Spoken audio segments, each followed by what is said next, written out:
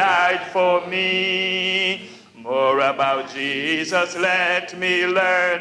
More of his holy will discern. Spirit of God, my teacher be, showing the things of Christ to me. More about Jesus, more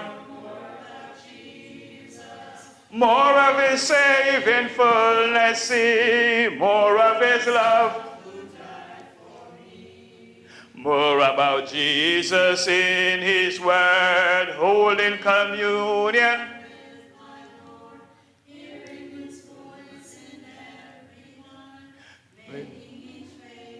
In mind, more about Jesus, more of his, more of his love for me. More about Jesus on his throne, riches in glory all his own. More of his kingdom's increase, more of his Prince of Peace. More about Jesus, more of his saving fullness, see, more of his love died for me. Amen. Let us pray. Tom, lead us in prayer. Thank you.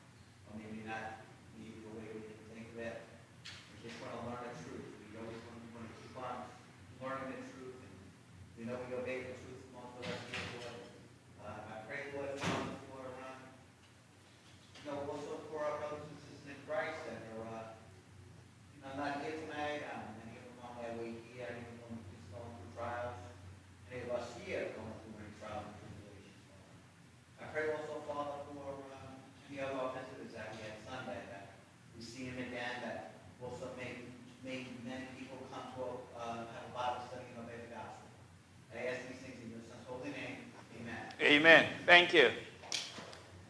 Numbers chapter 11 rather. There are chapters 10 through 40. And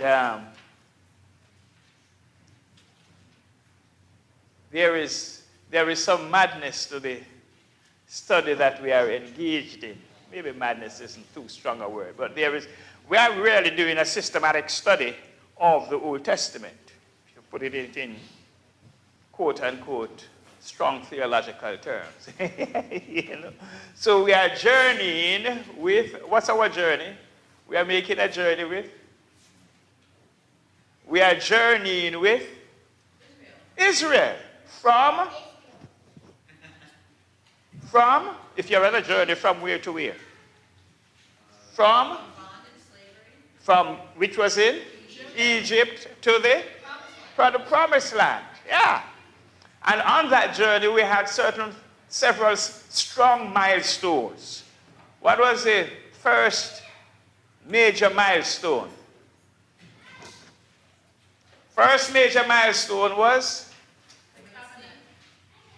The covenant was a major milestone. Okay. The Red Sea was before the covenant. What happened at the Red Sea?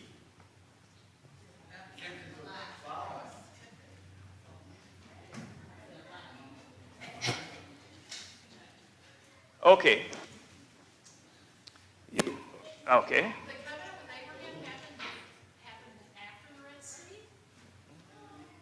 The covenant with Abraham happened at the very the beginning. Oh, that's the covenant you're speaking about. Okay, so that covenant was in Genesis chapter 12. Genesis 12, 1 to 3. And in that covenant, God promised to make Abraham a great nation. Yes? And his offspring would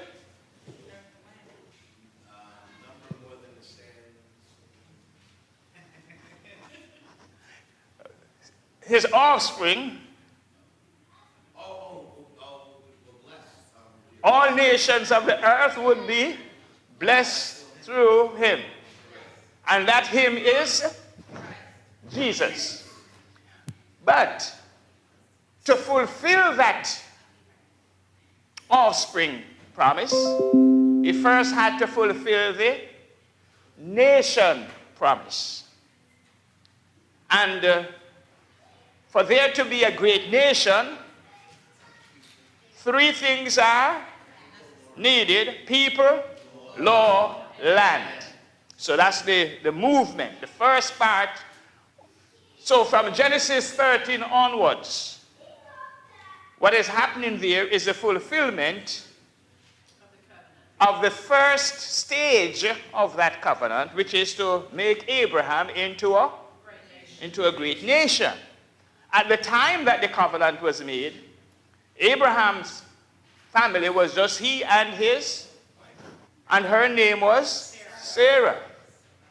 And so, if fulfilling, they both now had to get into the production business. Is that right? There's just one shortcoming, or one little problem there, in that they didn't have any children, and Sarah she was barren and old. But that cannot stop God. So in fullness of time, yes, Sarah had Isaac. And in fullness of time, Isaac had Jacob. And in fullness of time, Jacob had 12 sons. But God also changed Jacob's name to Israel. So his sons were described or called the sons of, not Jacob, sons of Jacob, but sons of Israel. And so the nation took the name Israel, hence they are Israelites. Okay? And we're going to skip over the work of Joseph. Joseph was instrumental in bringing that group down into Egypt. And how many were they? Jamal? 72. Okay, 72. And then Pharaoh gave them in Egypt the land of Goshen, where they settled. Excuse me. And in a period of time, actually over 400 years, they grew into a populous group. And there arose a Pharaoh who didn't know the work of Joseph, and so they enslaved the Israelites. Yes? And after several hundred years, 200 or 300 years, the oppression was so great that they called out to God for deliverance. And God sent them a deliverer. And that deliverer's name is Moses. So Moses took them out of Egypt in fulfillment now of the second stage of the promise, which would be second and third. Yeah, the law comes between. So it's the third stage of the promise, which is the land. But to get to the land, they are going to stop at Mount Sinai, where they are given the law, which was also the covenant, the Ten Commandments covenant, that would be the basis of the constitution for the nation. Okay? Now, how long did they stay at Mount Sinai? 3 months. They were at Mount Sinai 3 months. Yes? And that's where we have been, almost a similar amount of time with them, at Mount Sinai with them, looking at the events of Sinai. At Mount Sinai, they are given the law, the 10 Commandment law, and also the framework for their religion. And what's the name of that religion? Judaism. And in that religion, so, Moses is given instructions on how to build the tabernacle, establish the priesthood, the offerings and sacrifices that are to be offered on different occasions and for different purposes and means, etc. And so their religion is established. With the establishment of the religion, it is now time for them to move on now to the promised land. Okay? And that's where we are. So the moving of the promised land really begins in the book of Numbers. And so the first thing that is done there in the book of Numbers, what is the book of Numbers about, by the way? It's a census. 2 censuses are going to be taken, yeah? It's a census. Numbers, literal numbers. Count the people, take a head count, which we did, and they did, so you know the size of the nation, and so on. That has been accomplished. It's now time for them to march on to the promised land. Right? And the promised land literally means the land that was promised to them. That's the promised land. It's literal, a promise. Say, hey, that land over there, it's your land. I have given it to you. Okay? And they're still fighting about that land today. But, so now, we have moved on, and all the trappings of their religion has been given. Last week we looked at the trumpets, the use of the trumpets. That is in chapter 10. Do you have your handout? If you need your outline, it's the same outline. If you're short of outline, we will ask Brother Tom, my able assistant, to come and make some more copies here. You know, we do that each week. Don't feel any way if you don't have your, get about 10 also. Yeah. Okay, so we are going to continue. I think we spent some time on the invitation that was extended to Moses' father-in-law. Remember that? Okay, give me some feedback there. And then that took us into chapter 11 of Numbers, chapter 11, where we encounter their first, well, it's not the first, but a major setback for them in that they did what? They complained. They murmured. The word murmuring is a little bit more, it's a little stronger than complaining, isn't that right? It's whinging and, man, I'm telling you. Whingy, yeah, we usually say whingy. Whingy, you know. But anyway, yeah. Please, anyway, let me just, instead of trying to get you to come forward, I will just quit. Okay, so now, chapter 11, a strong reader. Read for us again, chapter 11, verse 1 to 4. Chapter 11, 1 to 4. And the people complained in the hearing of the Lord about their misfortunes. And when the Lord heard it, his anger was kindled, and the fire of the Lord burned among them and consumed some outlying parts of the camp. Then the people cried out to Moses, and Moses prayed to the Lord, and the fire died down. So the name of that place was called Taberah, because the fire of the Lord burned among them. Now the rabble that was among them had a strong craving, and the people of Israel also wept again and said, oh, that we had meat to eat. Yes, so we concluded last week on that rabble, and I used the King James, other versions, which doesn't say rabble, but what? Mixed multitude. The mixed multitude, the unconverted. Are you with me? The non-committed. They, you know, there's a big discussion going on right now in this country. What does it mean to be a Republican? You know, so you have the true Republicans, and among the Democrats too, you know, so we have divided, you know, we divide the two groups into liberals and conservatives, you know, because we're saying that, they are saying if the conservatives say if you're a liberal, you're not a true, well, you're a Republican, but you're not really a true-blooded Republican, or for that matter, and maybe among the Democrats they say if you're a conservative, you're not a true-blooded Democrat or whatever. And out of the whole mix, it's a bigger conversation. Who is an American? What does it mean to be an American? That's a big discussion. Yeah? What does it mean to be an American? And earlier ages, help me out here, good sister. One of the unifying force was the American dream. So, you know, the Americans, as an American, you are pursuing the American dream, whatever that, and that dream you had a picture in mind for that dream, but that dream seemed to have gotten shattered over the years, and so we are back into this little period here now, which is quite interesting.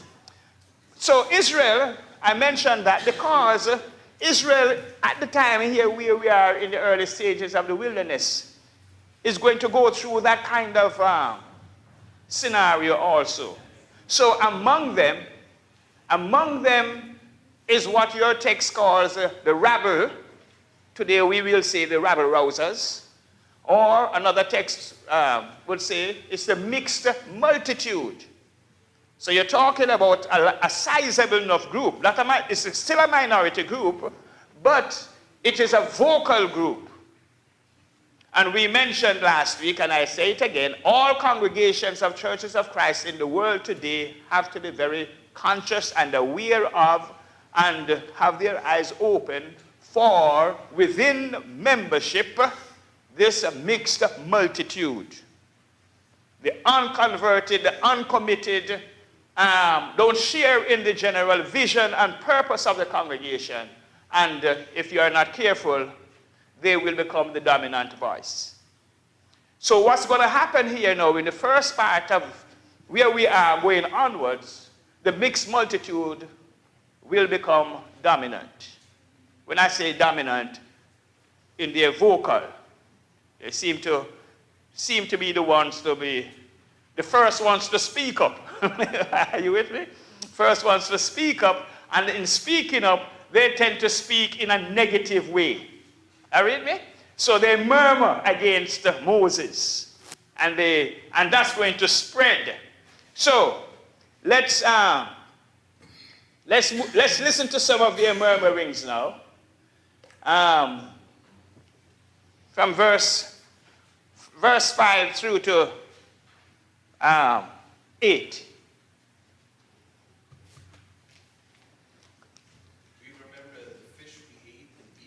We remember the fish we ate in Egypt. At no cost. Yes.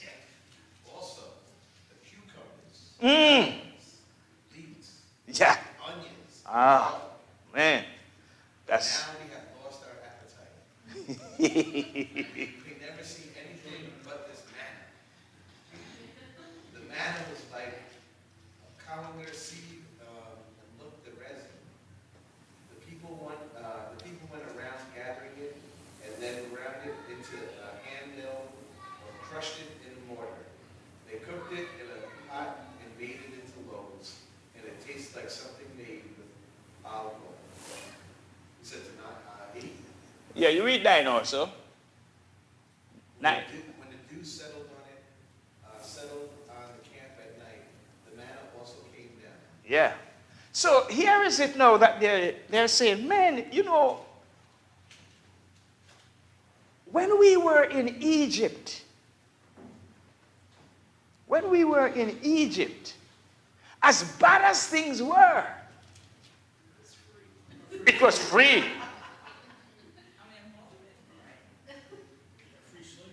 And but listen now. So you know you have to look at how it sounds. It was free. How much are they paying for the manna? you with me? But, you know, it's a peculiarity of people. I won't get distracted and go too far here. But, you know, many times someone says the obvious and it doesn't connect. So, yeah, but we're not paying anything for the manna either. But they put in all the onions and the seasoning and, you know, which... They have nostalgia laced with that as well. Yes. Nostalgia for... So over in 1 Corinthians, we are told that we are not to murmur. Christians must not murmur, as Israel did in the wilderness. So it's also instructive to note, what is the first thing they said? Read again verse 6 there, Brother Jamal. Was it you were the reader? Yes. Yeah. What it says? Verse 6 says, but now we have lost our appetite. Okay, back up to verse 5. Okay. We remember the fish we ate. That's it, yeah, that's it. We what? Remember. We remember. Now, memory always takes a backward look. You get me? We cannot remember the future. We remember the what? The past. Now, your memory of the past is both good and bad. To be successful, Paul says, in part of having a happy Christian life, part of dealing successfully with our present circumstances and what lies ahead. Over in Philippians, Paul says, this one thing I do. What is that? I forget the past. Yes? And press along, or press ahead to what? Where? To what? To the goal, to look forward. I am pressing forward. My energy and my resources are locked into where we are heading. It isn't going to waste that precious memory space or intellectual space reflecting on what you have come out of. The other matter to think about with this, we remember the way that God structured Israel's spiritual movement is that they are cut off. They are cut off from, they're physically, that is, physically cut off from the past. The cut off place, our point, was what was the cut off? The Red Sea. You cannot go back to Egypt unless you're going to do what? Cross the Red Sea. And if you were to make the journey crossing the Red Sea, you're going to come to the bank of the Red Sea, and then you're going to have another memory right there. What are you going to have? What memory will you have there? The Red Sea opening. What happened? And the drowning of the army that was pursuing you to kill you. So when you made that crossing, Israel that is, when you made that crossing, and when they came on the other side, the nation had a day and night celebration of what? Rejoicing. Yes? We are free. Free from, cut off from the past, all of that suffering and hardship and everything that is there. Now, the Red Sea crossing is similar to the crossing made by the non-Christian to become a Christian. And that crossing is baptism.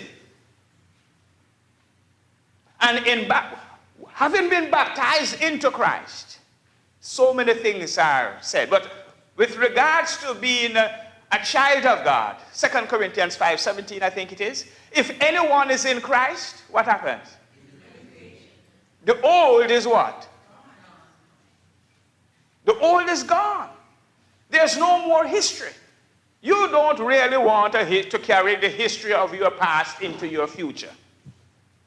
And the scriptures are going to describe your pre-conversion state. You are described as the old man. That old man of sin. And that old man of sin is destroyed, died, and buried. And Romans 6 encourages us to let the old man remain what? Buried. We are not to resurrect that old man into our present, current Christian state. So, in remembering, let's go back now to Numbers 11:5 here. In remembering Egypt, there are so many derogatory things against God that is just wrapped up in just the very notion of remembering Egypt. Are you with me? Because it is overlooking, it is discarding everything that God had to do to take you out of Egypt. And it is also said, which they did vocalize and say, we were better off where?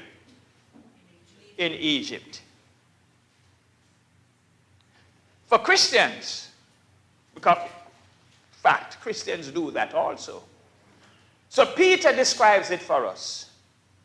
He says the Christian who goes back into Egypt is like the dog that vomits and turns around and what? And eats that vomit. Yeah? Is that graphic enough for you? Yes. And they do that. They do that. Yeah. Yeah. Who the dog or the Christian? Your dogs do that. But you see, but here he's saying that that's the Christian that backslides. It's that kind of movement. So let's continue with Israel's murmuring now. So what was the murmur? Number one, the food is not good enough. Who is the provider of the food? And I want to say to you, good people, whatever God provides for us, let us be thankful for it. In fact, we are told that in those words. In everything, what? Give thanks. In everything, give thanks. Yeah? You're single? Give thanks. You know, my good friend called me. We have been friends now for 30 years. 40 years. I don't even remember how long. Evelina and I have been friends. A long time. She was never a member of our congregation in Jamaica. But she used to call me and she had some issues. We've doing some counseling and all of that and all that. And she says, Brother Watson, I want a husband. So pray for a husband for me. Yeah? I want a nice Christian man. Get married because I want a son. Yeah? I want my son. I want to have my son by age. At the time she says, when she's 25. At 25, she'd like to have her son.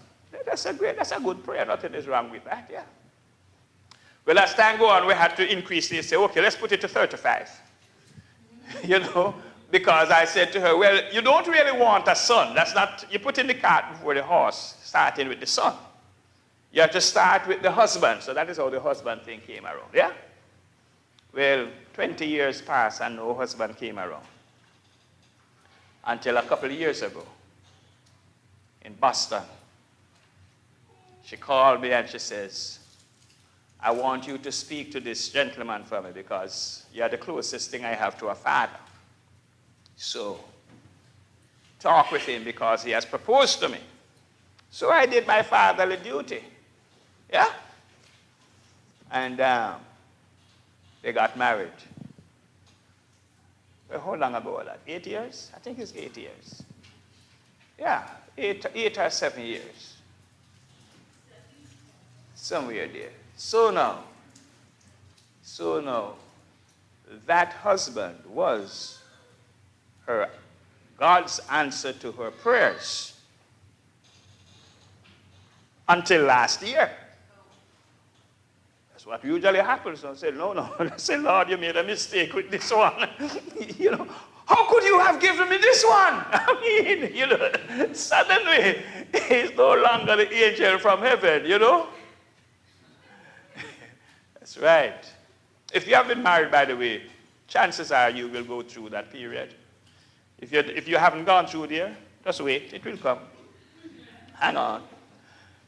But what is the point I am making? You see, when that time comes, as I said to her, remember the prayers of thanksgiving you offered up to God for this wonderful gentleman that he has provided you with. So yes, so that is the husband that God prepared for you. That's what God has given you. Be thankful for that one. Are we together? You see, God answers our what? And he provides for our.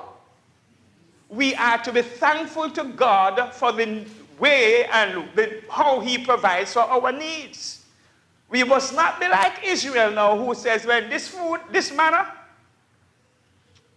couldn't be the right one. It could, I mean, come on, Lord, you must go and do something better than that. At least give us something equivalent to the fishes that we had down in Egypt.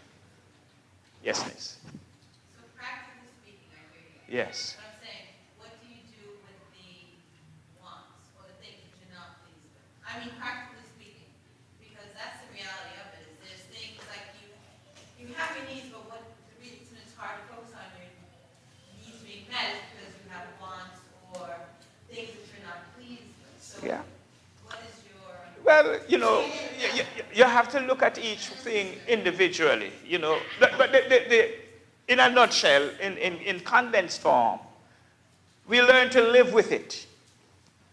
Because there's a broader picture that we don't know about. You know, what was it? I came across it's an old story, it's not new, but this guy, the story is that this guy, life is so hard with him. He didn't have any shoes, and he's walking around, and he decides that he's going to commit suicide. He gets the rope, goes up in the tree, eats a banana, ripe banana, throws the skin on the, you know, just drop the skin.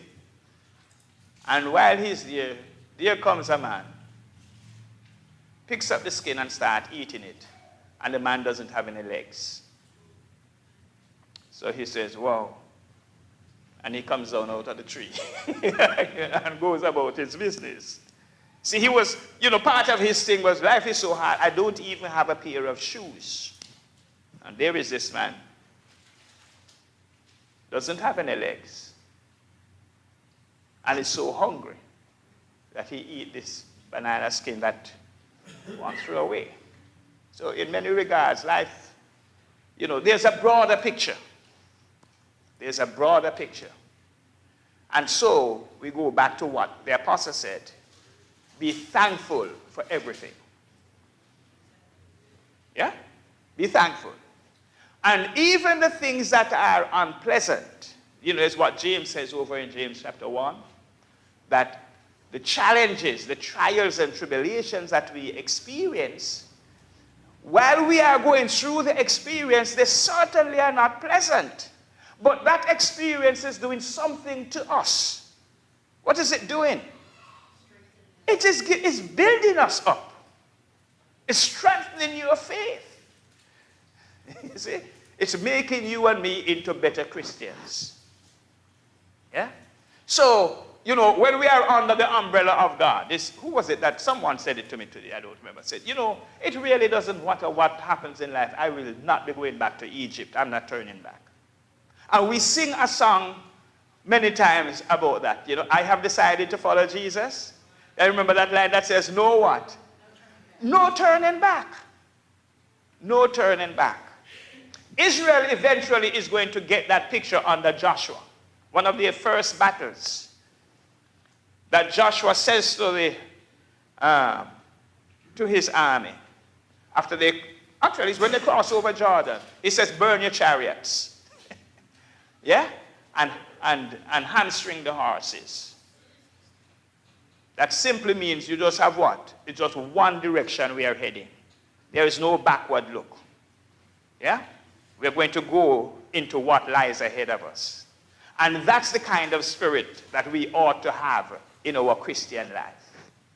So we are not going to become fearful or depressed or distressed about the happenings of the world in our present times. Yeah? We are not under this political system. And by this political system, I mean the present political system of the world. Not just the US. I'm talking Germany, Europe, and Africa, and Asia, and wherever. That's not our system. Our system is under Jesus Christ. Yeah? What's going on is all just around us. We are in the world, but we are not. We are not of the world. We are going to continue press along with us, with the fervor and strength and power that we have through Jesus Christ to live out in a positive, successful way our Christian life. Yeah? So, the manna they complained about, the manna wasn't good, although it was given to them by God. What was their next complaint? Verse 10. Read verse 10 there, Jamal. Verse 10, Moses heard the people of every family wailing at the entrance to their tents. Yes. The Lord became exceedingly angry. So, no, hold on there, brother. So, you know, they had become so stirred up now. Who stirred them up, by the way? The mixed multitude. And stirred them up to such an extent that they all started doing what? Weeping. That's the influence people have over other people. You know, what do you call it? The crowd mentality, a crowd... Herd mentality. Thank you. Yeah? We're influenced. And it's a frightening thing when you see it. It really becomes very dangerous. Yes? But here it is that the whole multitude, the whole nation begins to weep. And then, and then in verse 11, what are we told? Hold on, before you go a little bit, you miss out a very important thing there, brother. The Lord became exceedingly angry, and Moses was troubled. Yes. The Lord became angry, Moses was troubled, and he went to the Lord. So, the point that is assumed there, the Lord heard their weeping. Yeah? The Lord...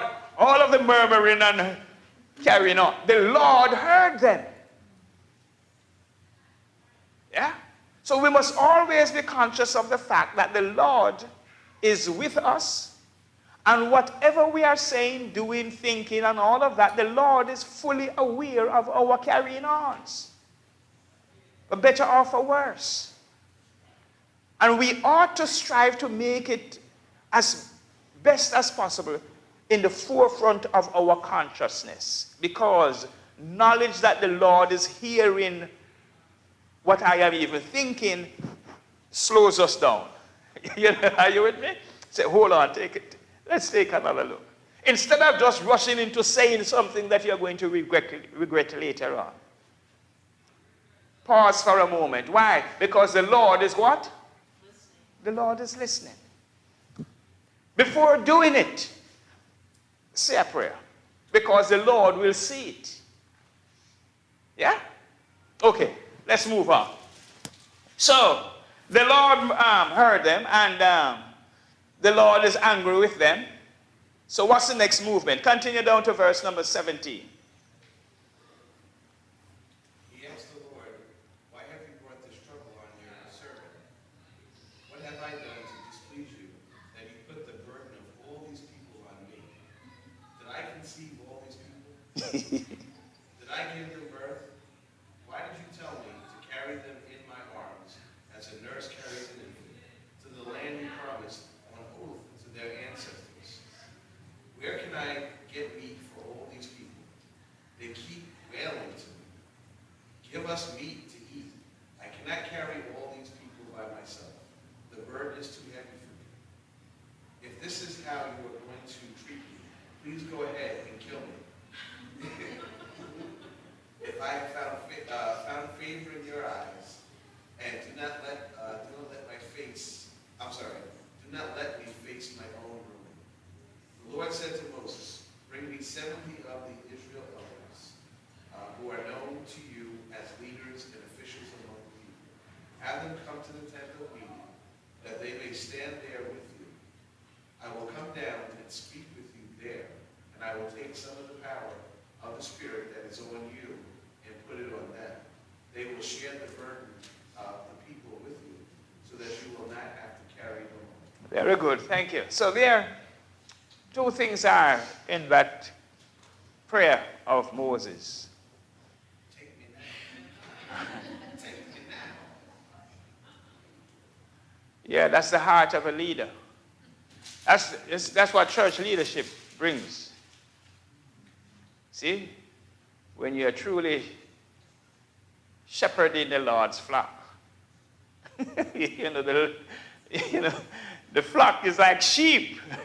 What's the most popular verse about sheep? They are we like sheep have gone astray. We like sheep, and we have a good leaders. Oh, yeah, well, let's, And that there is a burden that the leadership carries. Yeah? The heart of a leader. So Moses, but if you will notice, before he got down into complaining about the leadership, he says, am I their father? Did I give birth? Am I the father of all of these people? Is this what you had in mind? Yeah, when you said to take these people out of Egypt and treat them like babies? Yeah? How am I going to do that? It's too much. I can't carry this burden. I can't. Later on, the true burden bearer will come. Yeah? To carry the burdens of us. Yeah? Who is that burden bearer?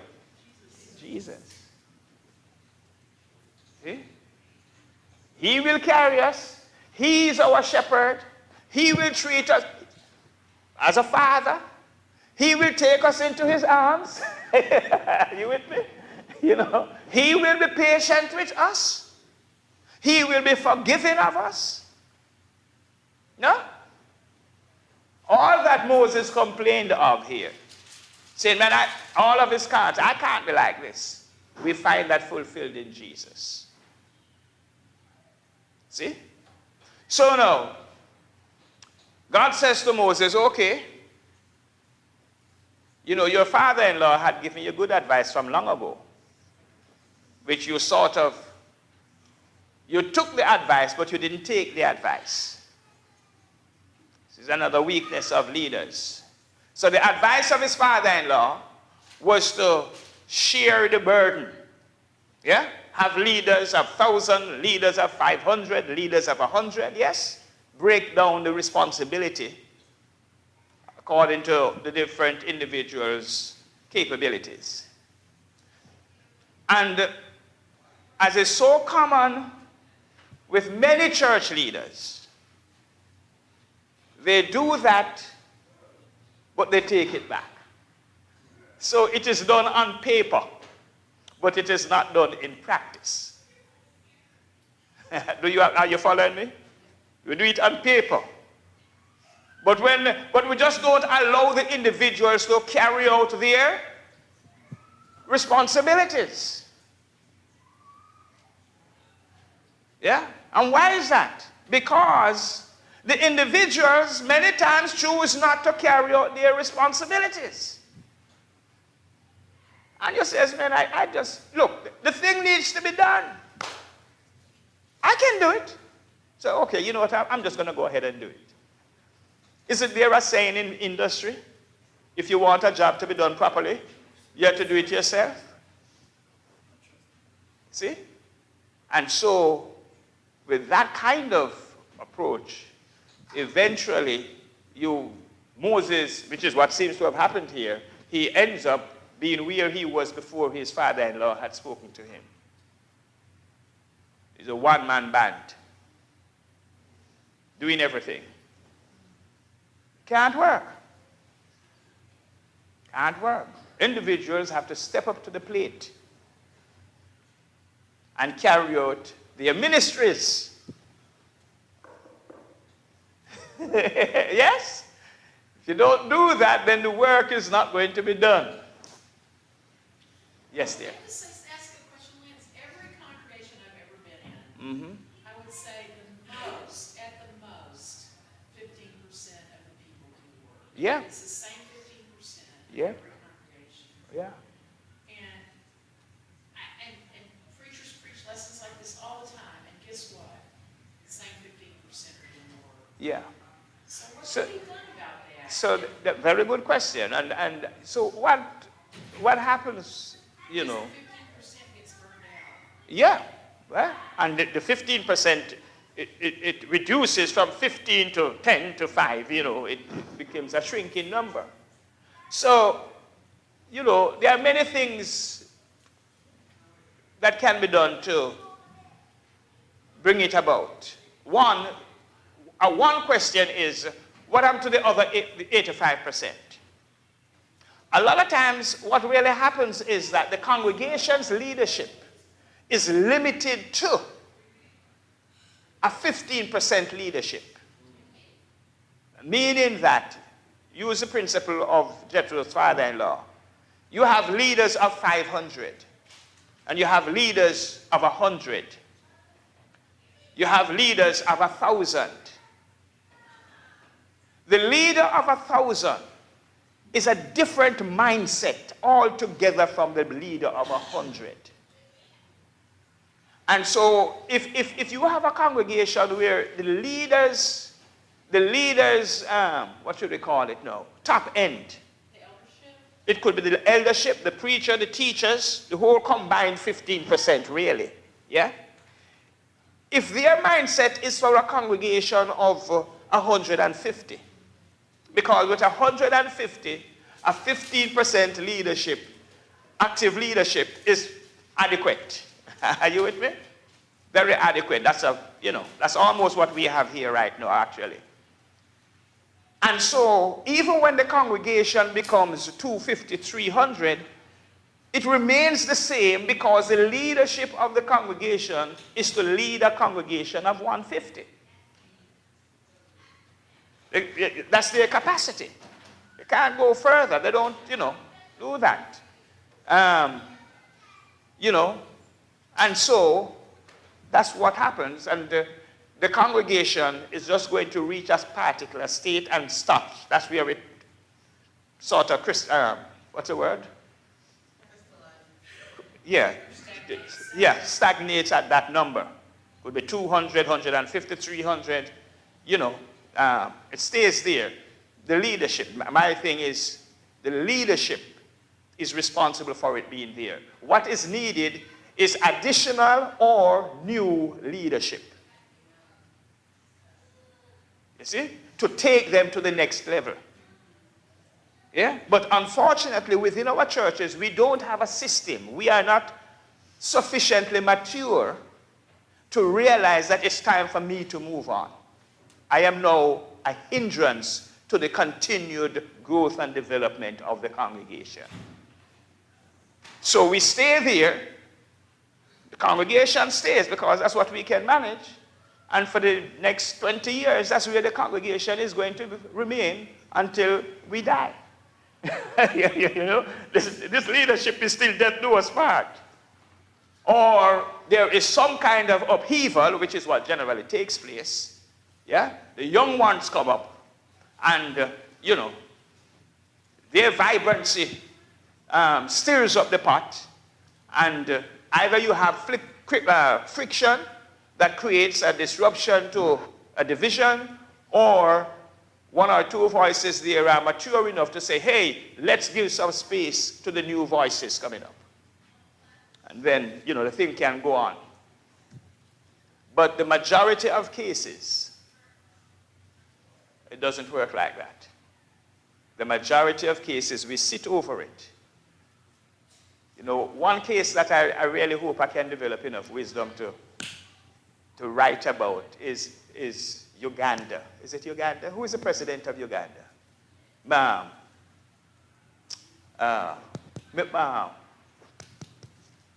It begins with an M. Mugabe. Mugabe, isn't that Uganda? I think that's right. Yes, Uganda. Mugabe.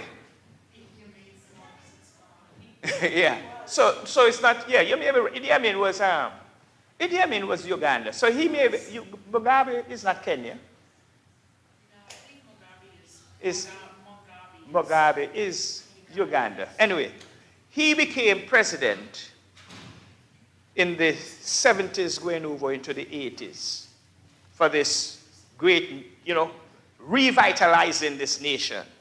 A great world leader at the time.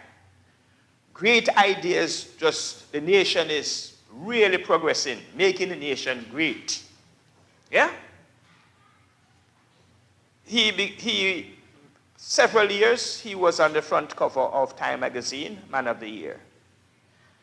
I believe he received the Nobel Peace Prize.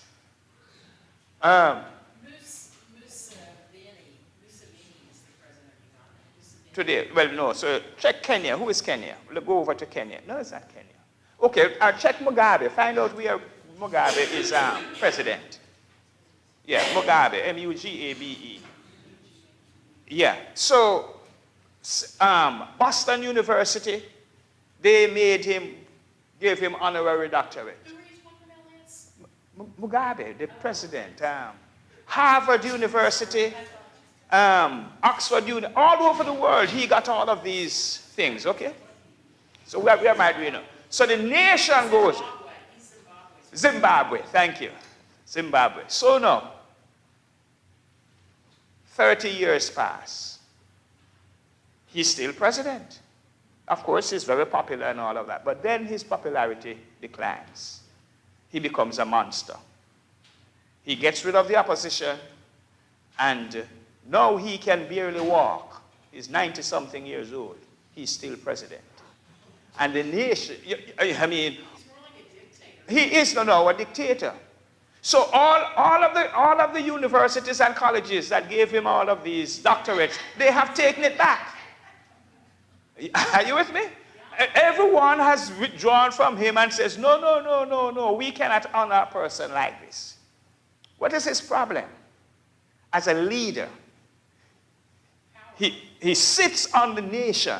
He took the nation to a point of great development when it at that peak and reached the peak of his capabilities.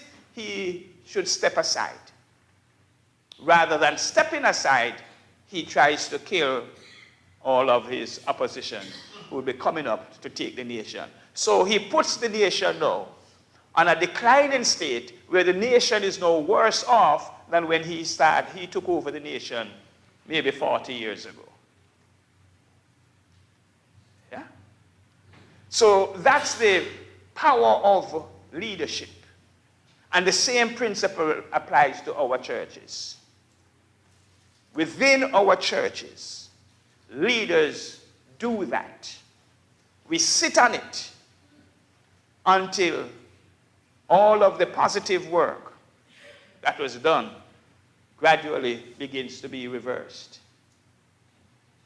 Are you with me? Because we don't recognize, I didn't have the wisdom, or for whatever reason, we were just not willing to do what? Increase the size of the leadership, one, or better still, step aside. Let more capable individuals step into the leadership to take the congregation to the next level. Yeah? So we call that having an exit strategy. Corporations, same thing in corporations. Corporations are a little bit more, it works better for corporations because they have board meetings, shareholders meetings, and the shareholders definitely vote out, it may be an acrimonious parting, but they certainly boot out the present, leadership. They have nice exit plans. You get $25 million for, there's great exit plans. There's a lot of incentive. The great exit plan that we have as key leaders.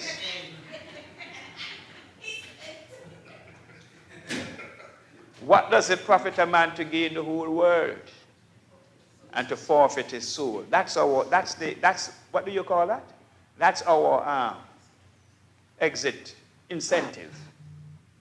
That you leave and you preserve your soul. And by leaving it doesn't stop you from serving the Lord. It's not that there's no retirement plan in the kingdom of God. We work till Jesus comes. Okay? So it's not that you stop serving or you stop. In fact, you'll be called, you're still useful beyond your imagination. But it is within your capabilities. Yeah? So that was Moses had that. Yes, sir. As you're sharing, I hear two things.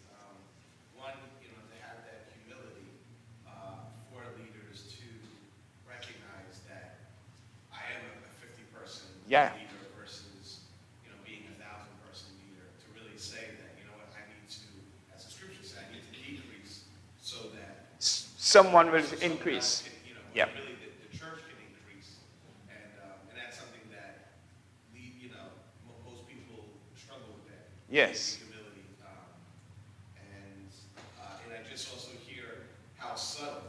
You're saying that over the years he was advancing, and that it just subtly everything appears as if it's going well and right, and then all of a sudden it's not until later on do you realize, oh, I'm getting rid of the opposition. I'm getting rid of, Yep.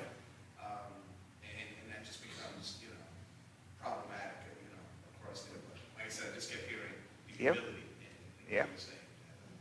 Yeah, it's a common, all over the world, we have that sickness in our churches. Yeah. So, Is this being taped? yes. In about 10 years, we can. Yeah. Oh, yeah. Yeah. Yeah. Keep us I- sharp. Yeah, definitely. Yeah, anyway, let's not divert there. I want to close out. So God hears them, yes? And Moses gets the 70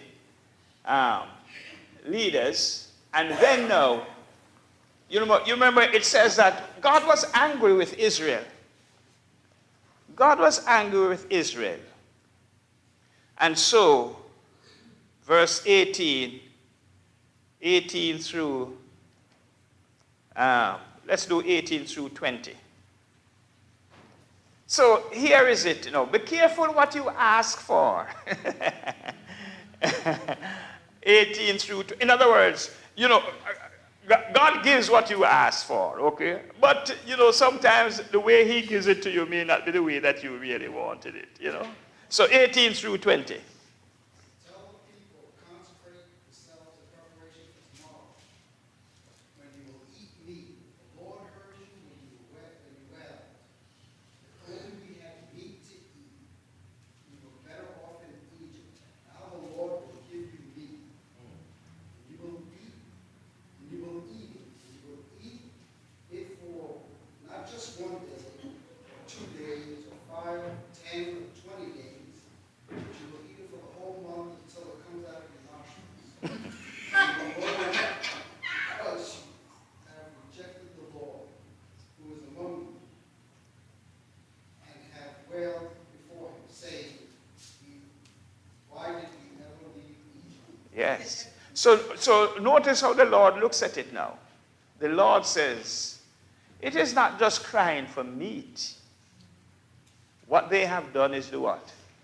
They rejected the Lord. They rejected the Lord, yeah? And, and then now Moses, read verse 24, 20, 21 and 22 now, shows you, murmuring or grumbling or complaining drains your spirituality. This is for you as an individual, it's in your family, in your home, and certainly in the church. It saps the energy out of the congregation. Yeah? So, verses 21 and 22. But Moses said, here I am among 600,000 men on foot, and you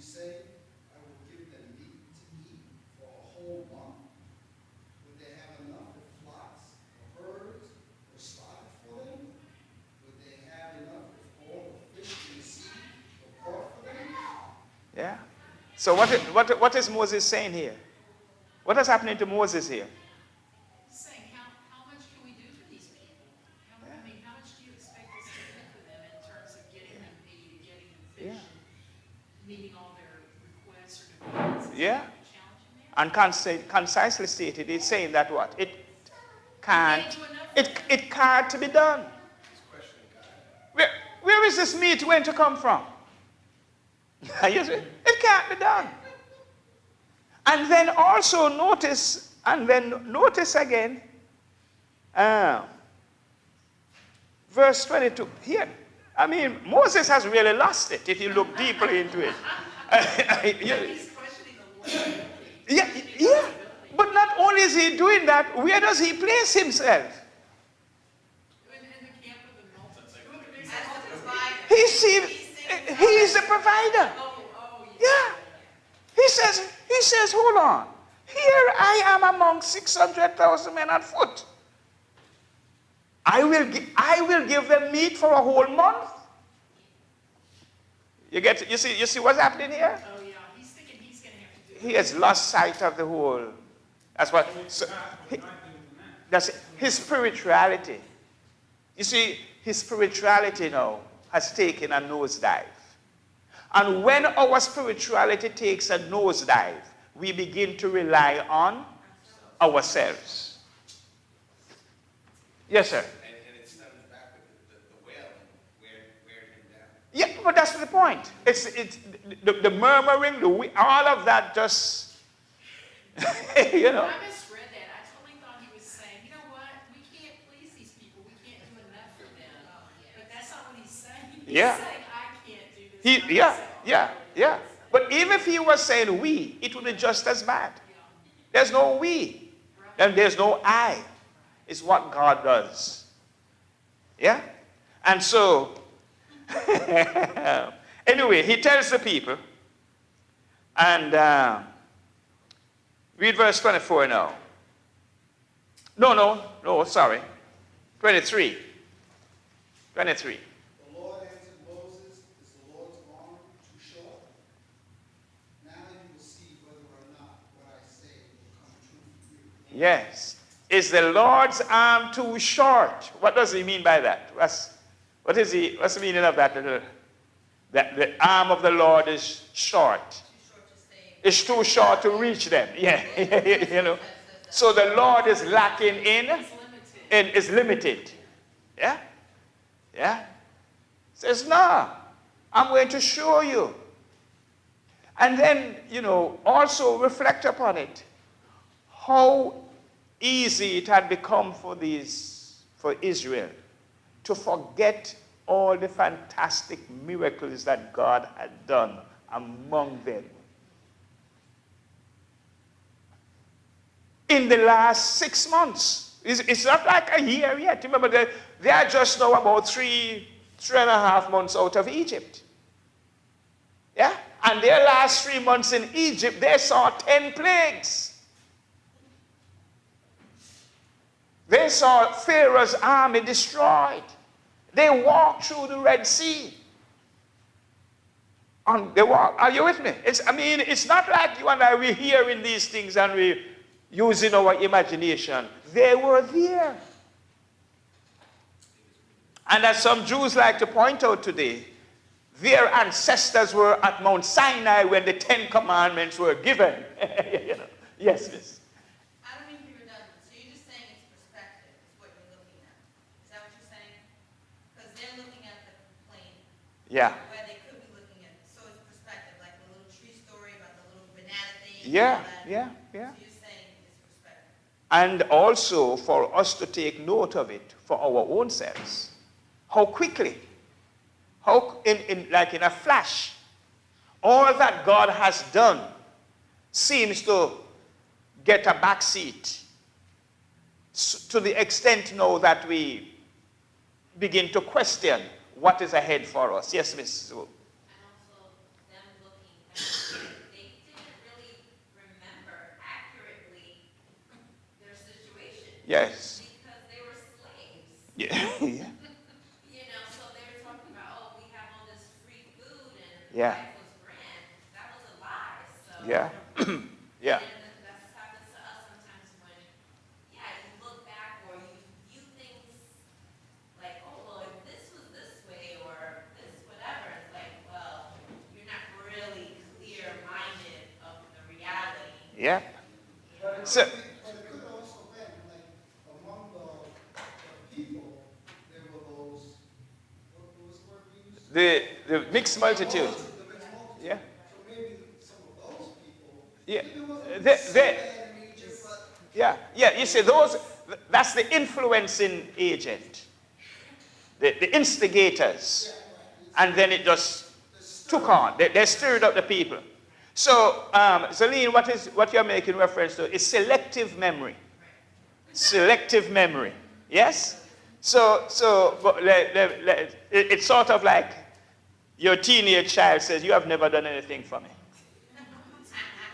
Or the husband says to his wife, or the wife to, he has never done anything for me. I hear that so frequently. Almost every couple that I have come for counseling, I guarantee you that either the husband is going to say that or the wife is going to say, so, well, maybe when we just got married, but after, then I can't think of any good thing that she has done for me. Yes, sir. what I was going to say was that these people were born into slavery. Yes.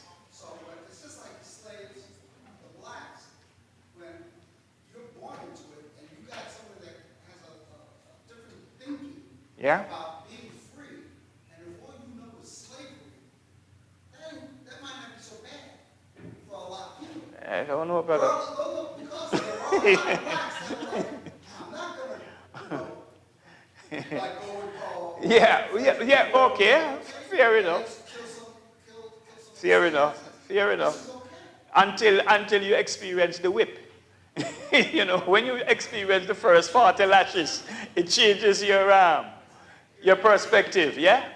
But anyway, I want us to, I was hoping to, so the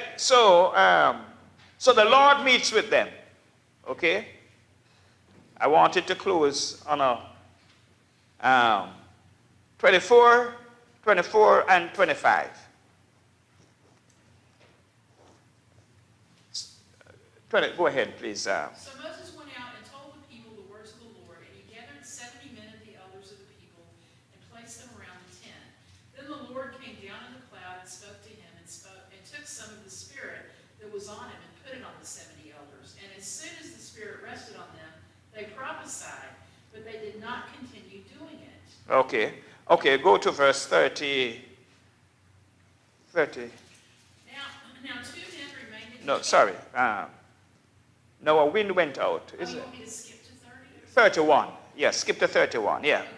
Then a wind from the Lord sprang up, and it brought quail from the sea and let them fall beside the camp, about a day's journey on this side and a day's journey on the other side around the camp, about 2 cubits above the ground. And the people rose all that day and all night and all the next day and gathered the quail. Those who gathered least gathered 10 homers, and they spread them out for themselves all around the camp. While the meat was yet between their teeth, before it was consumed, the anger of the Lord was kindled against the people, and the Lord struck down the people with a very great plague.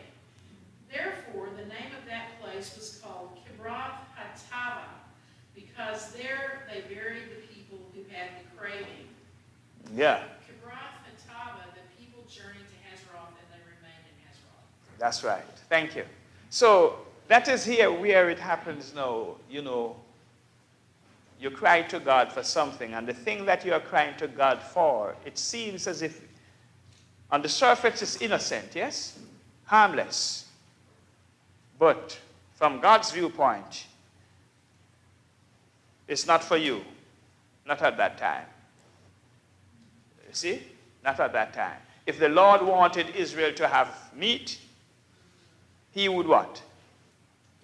He would have given them So meat. does that mean that the mixed multitude was killed? Some of them were, Not all. not all of them. This use the word multitude. And multitude carries a notion of what? A large number. Yeah, a large number. So some among them, some of them were So killed, not all of but the not all of them. sacrificers were killed, just No. the ones craving meat. No. And what we will see going forward is that they're not going to learn. You know, they are bent in this matter. And again, you know, the reason why I find this section of the whole study so instructive and useful is we see our own Christianity being played out in their lives. Are you with me? The doubting of God, the stubbornness, the joy also, you know, God answering the prayers, God talking with them and saying, hey, what's wrong with you guys? You know, we see all of that intimacy, that movement. Here, we just read where he came down and he met with them. See? It's a concept that I want us to develop and to understand. That God comes down into our midst in a special way on Sunday morning. That's the Lord's service. Yeah? You see that worship service there? That space is sacred. It's a consecrated space because God comes down, and in this service, we eat the Lord's and we drink his.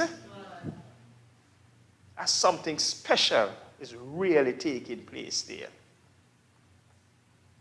That is the house of God. So when we come together, we are coming together in the house of God. The house of God is not the structure. Yeah, it's just a convenience. Yeah, it's the meeting place. We are meeting with God. Yeah, you know, and some fantastic things takes place to rejuvenate our spirit, our hearts, to cleanse our hearts. We get cleansing and rebuilding and revitalizing, you know. A lot of good things take place. Why? We have met with our Lord. And that helps to fortify our spiritual strength for another 6 days. Come 7th day, we are back again in that meeting to renew the process. Yeah? So, great lesson for us. Let us be thankful to God for what he has provided us with. Let's be grateful to God for that. Okay?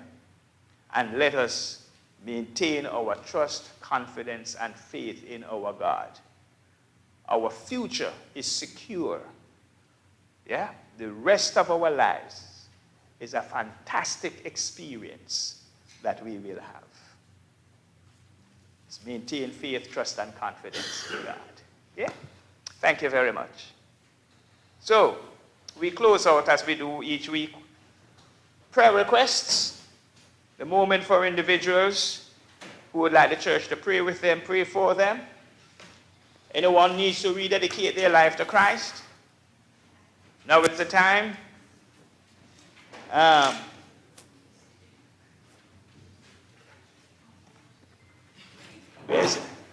Where's Brother John? Thank you. John is going to lead us in our prayer. Any requests?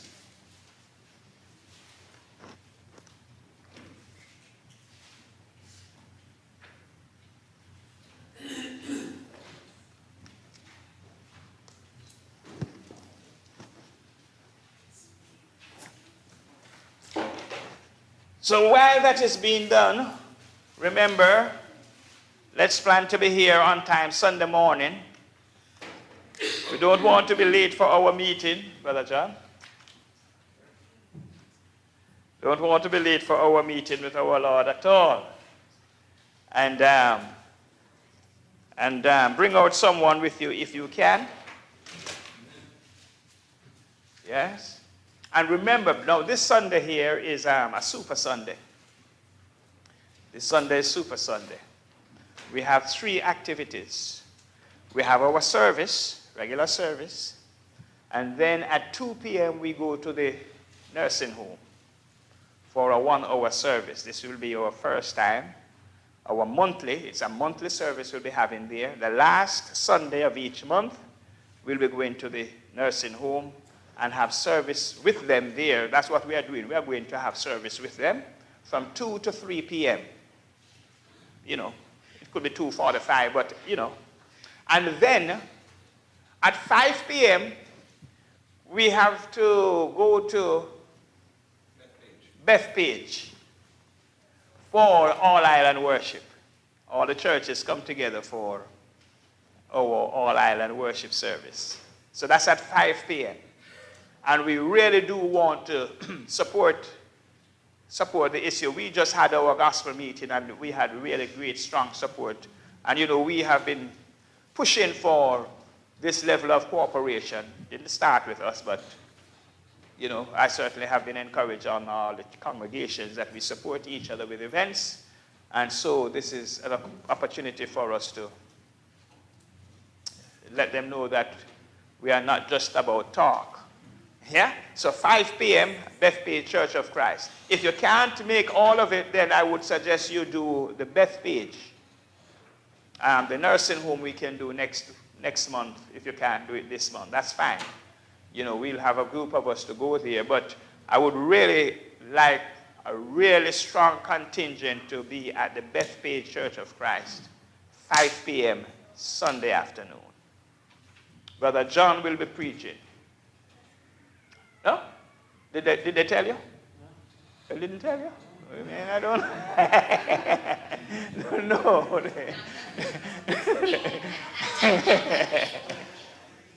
Yeah. Okay.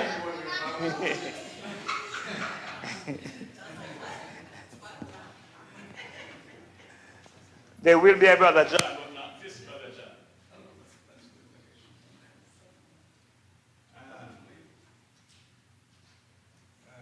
4:20. Yeah, this was from last.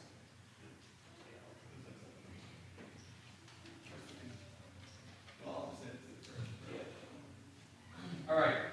Jackie says, pray for our brother Leon, who's back in the hospital. Do you know any details about this? I just seen on Facebook.